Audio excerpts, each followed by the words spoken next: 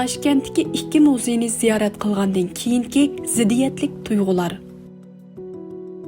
Toshkentga yetib borgan ikkinchi kuni atiganda O'zbekistondagi siyosiy bostirishning ziyonkashligiga uchirg'uvchilar xotir muzeyini ziyorat qildim.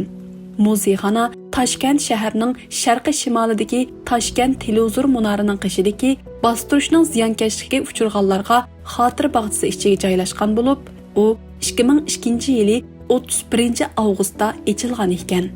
Muzeyxona O'zbekistonning Sovet ittifoqi davridagi siyosiy bostirish jarayonidagi tarixini, bo'libmi ayni vaqtda o'ldirilgan kishilarning tarixini bayon qiladigan muzeyxona bo'lib, u O'zbekistonning mustaqillik uchun kurash qilgan va Sovet ittifoqi va Rus hukumati tomonidan o'ldirilgan kishilarning xotirasiga bag'ishlangan ekan.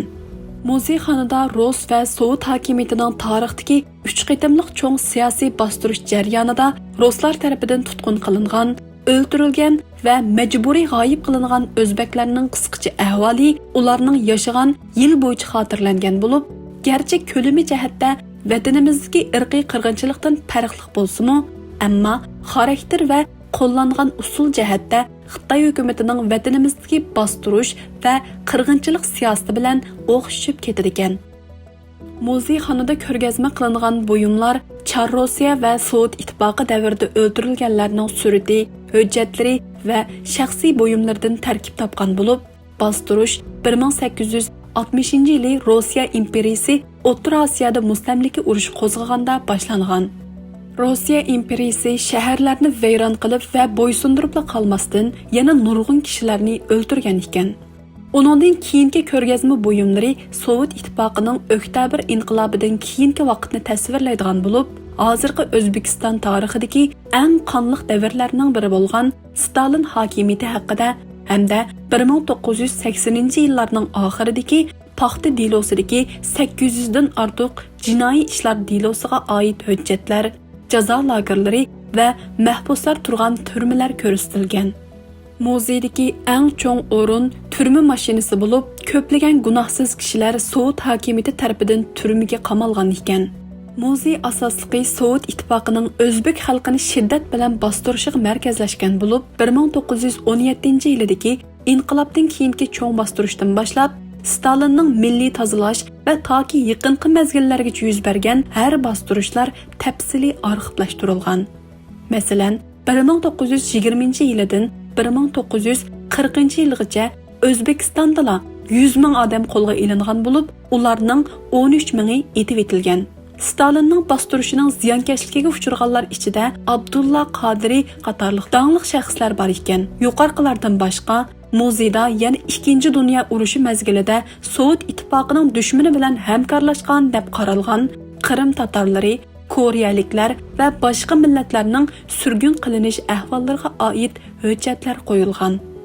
Sovet ittifoqi mavjud bo'lib turgan oxirgi 15 yilda Sovet hokimiyati O'zbekistonni o'zining bulonchilik siyosatining qurboniga aylantirib, 36 milliard dollar qimmatidagi paxta va oltinni O'zbekistondan Moskvaga to'shib ketgan ekan. Bu mezgilda Moskvaga ilib ketilgan tabiiy boyliqlarning umumiy summasi 75 milliard dollardan oshib ketgan bo'lib, muzeyxonadagi ko'rgazma mustabid hokimiyatning bu siyosiy o'yinlari va hiyla mikrlarini oshkorlash va gunohsizlarni asliga keltirish bilan oxirlashgan. Men muzeyxonaga kirganda muzeyxona xodimi menda qaysi tilda tanishtirishni xohlaysiz deb so'raganda, men o'zbek tilida dedim. Muzeyxonani tanishtiruvchi o'zbek ayol mening Uyg'ur ekanligimni bilib, ota-onasining Stalinning zulmidan qochib 1937-yili Qashqarga ketganligini, Stalin o'lgandan keyin O'zbekistonga qaytib kelganligini aytib, Sovet ittifoqining o'zbek xalqi qilgan zulmini menga alohida hissiyot bilan tafsiliy so'zlab ketdi. Menmi ularni anglagandan keyin u ayolga javoban u zulmlarning, hatto uningdan og'ir zulmlarning vatanimizda davom qilayotganligini deganda, u xonim bak cho'nqurlab surishti qilmay so'zini davomlashtirdi. Men bu muzeyxonadagi ziyoratimni oxirlashtirib, og'ir bir ruhiy kayfiyat bilan sirtga chiqdim va og'ir bir nafas olgandan keyin tushlik tomoq yeyish uchun bir restoranga bordik. U yerda mezilik o'zbek samslar bilan g'izolanib, bugun ziyorat qilmoqchi bo'lgan ikkinchi muzey, Shon Sharaf muzeyiga qarab yo'lga chiqdim. Şan Sharaf muzeyi Toshkent shahrining g'arbiy shimolidagi G'alba bog'chasi ichiga joylashgan bo'lib, u bog'cha 2 dunyo urushi oxirlashganligining 75 yilligiga atalib 2020-yili silingan ekan. Muzeyxona O'zbekistonning 2 dunyo urushi qatnashish tarixiga bag'ishlangan bo'lib, uningda 2 dunyo urushi jarayonida o'zbeklarning o'zlarining mustamlikachisi bo'lgan Sovet ittifoqini qo'g'dash yo'lida qanday qurbon berganligi tafsiliy hujjatlashtirilgan va uningga munosabatlik 20 mingdan ortiq rasm va moddiy buyumlar ko'rgazma qilingan. Muzey 5 bo'lakdan tarkib topgan bo'lib, muzeyning ustida O'zbekistonning botur va jasoratli o'g'il qizlari va general Sabir Rahimovning sharafiga o'rnatilgan mangulik sharaf obidasi bor ekan. Muzeyda O'zbekiston, Rossiya, Belorussiya va sobiq Sovet ittifoqiga tava boshqa davlatlarining arxivlaridagi hujjatlar, 2 dunyo urushiga qatnashuvchilar, emgak namunachilari va peshqadam askarlarining aslamalari, O'zbekiston xalqining oldingi va orqa safdagi o'zini beg'ishlash ruhining isbotlari, ularning millionlagan insonlarning hayotiga bo'lgan yuksak insonparvarlik ruhi, keng qo'rsaqligi va rahim shafqati, urush mezgilida ota-onasidan ayrilib qolgan yetimlarning ahvoli qatorliqlar bor ekan.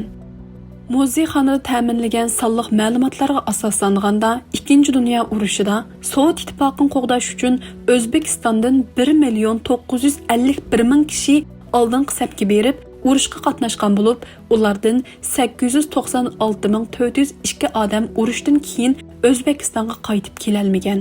Ya'ni 538 mingdan ko'proq odam Sovet ittifoqini qo'g'dash yo'lida qurbon bo'lgan. 150 ming odam germanlarga asirga tushgan. 158 mingdan ortiq kishi iz deraksiz g'oyib bo'lganlar. 870,942 odam Sovet ittifoqini qo'g'dash urushida yarador bo'lgan. Yuqorqi 2 muzeyxonaning birida O'zbekistonni mustamlika qilgan Rossiya va Sovet ittifoqi tarafidan bostirilgan, o'ldirilgan yoki majburiy g'oyib qilinganlar xotirlangan bo'lsa, yana birida O'zbekistonni mustamlika qilib olgan shu Sovet ittifoqini qo'g'dash uchun qon to'kkan va hayotidan ayrilgan o'zbekistonliklar xotirlangan bo'lib, men ularni ko'rgandan keyin bir xil murakkab his tuyg'uga kelib qoldim. Bir muzeyda O'zbekistonni mustamlika qilgan va xalqini bostirgan Rossiyaning zulm, vahshiyliklari bayon qilinib, yana bir muzeyda shu Sovet hokimiyatini qo'g'dash yo'lida qurbon bergan kishilarni shon sharaf bilan xotirlangan tarixiy mazmunlar menga ziddiyatlik bilinib, xiyolim kelgusiga biz mustaqil bo'lgandan keyin xotirlashga tegishli qahramonlarning kim bo'lishi kerak degan yerlarga ketib qoldi.